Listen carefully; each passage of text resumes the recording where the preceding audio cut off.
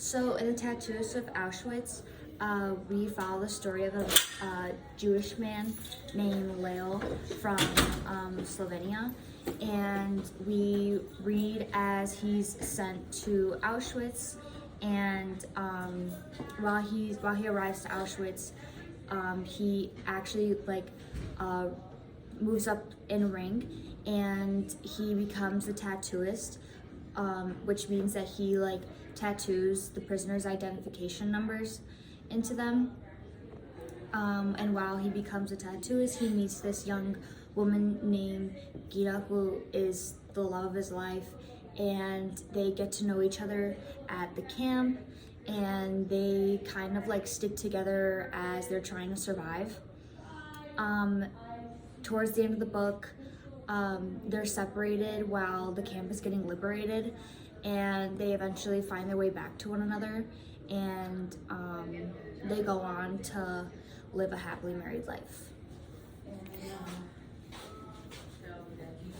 Okay, for the amuse-bouche, I chose the passage, "She comes close to the girl, drawn again to her eyes. Her friends giggle quietly in the background. She smiles, a weak, tentative smile. Leo is almost rendered speechless, but he summons the courage. He hands her the bread and letter. In it, unable to stop himself, he told her that he can't stop thinking about it. What's your name?" he asks. I need to know your name." Behind him someone says Gita.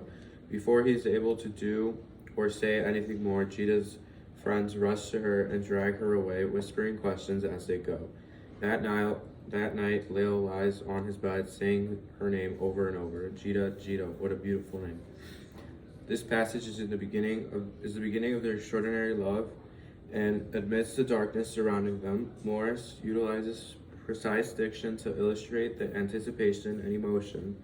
Gita is evident as he is drawn to her eyes and musters up the courage to approach her.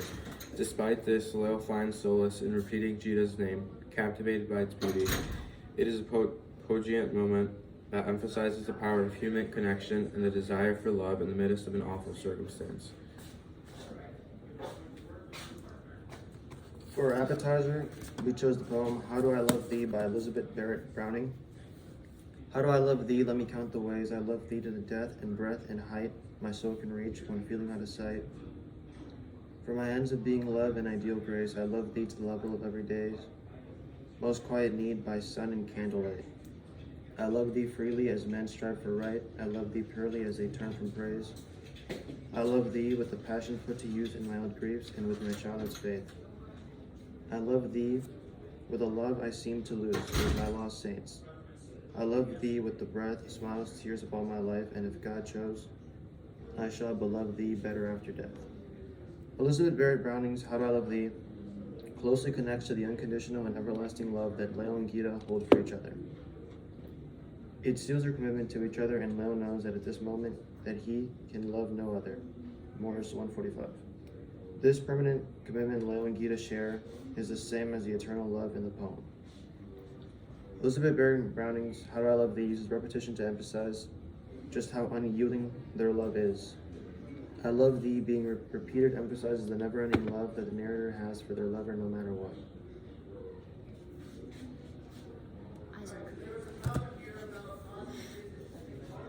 For the main course, I chose "She steps out into the road. Time stands still as a horse stop of its own volition in front of a young woman. Leo climbs down the cart. Gita takes a step toward him. Still, he doesn't move. She takes another step. "Hello," she says. Leo drops to his knees. Gita turns around to her two friends, who are looking on in astonishment. Is it him?" one of them calls out. "Yes," says Gita. "It is him." Clearly, Leo is not going to move, or is incapable of moving, so Gita walks to him. Kneeling down in front of him, she says, "In case you didn't hear me when we left Birkenau, I love you. Will you marry me?" He says, "Yes, I will." Leo sweeps Gita into his arms and kisses her. One of Gita's friends come over and leads the horse away. Then, with Gita's arms around Leo's waist and her head resting on her shoulder, they walk away, merging into the crowded street, one young couple among many in a war-ravaged city.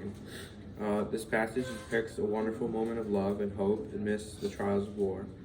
One universal theme that emerges is human resilience and ability to find love and see connection even in the darkest of situations. It is a reminder that love can overcome misfortune.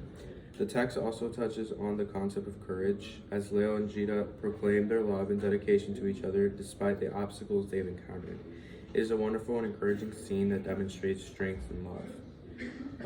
Connection to how to read literature like a professor, the passage relates to how to read literature due to the theme of love, resilience, and the power of human connection that are often explored and highlighted in literature. Literature does a great job of capturing profound moments that make us reflect on our own lives.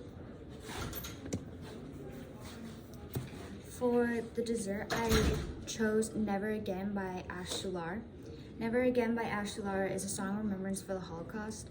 Shular uses poetic devices such as repetition and rhetorical questions to emphasize her desire for people to never forget the heinous genocide and to prevent history from repeating itself. Rhetorical questions are used in the poem. Why must our people be blamed? To be the ones they shamed? What's their fault that you condemned?